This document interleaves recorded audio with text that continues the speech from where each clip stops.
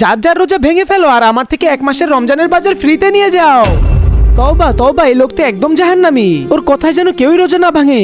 রোজা ভেঙে ফেললে পুরো রমজান মাসে বাজার খরচ ফ্রিতে। বাবা, আমরা তো প্রতিদিন পানি এবং খেজুর দিয়ে রোজাটা ভাঙি, আমরা ভালো ইফতারি কবে করব? রমজান মাসে তো আমি কাজ খুঁজতে খুঁজতে হয়রান হয়ে গেছি, কিন্তু এখন আমি কোনো কাজ খুঁজে পাইনি। আমি আরেকবার চেষ্টা করে দেখি। আমি যদি আজকে সারাদিনও কষ্ট করে কাজ করি তাহলেও তো রমজান মাসে বাজার খরচ ব্যবস্থা করতে পারবো না। একটা কাজ করি, আমি রোজাটা ভেঙে ফেলি, অন্তত আমার বাচ্চার জন্য তো কিছু ব্যবস্থা করতে পারবো। আল্লাহকে ভালোবাসলে লাইক সাবস্ক্রাইব করে দিবেন।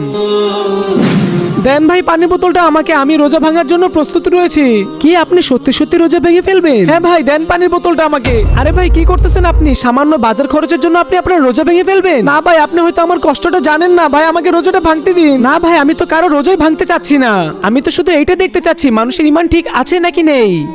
ভাই এই রমজান মাসের বাজার খরচটা আপনিই রেখে দিন। আমি বুঝতে পেরেছি আপনার আর্থিক অবস্থার একটু সমস্যা রয়েছে।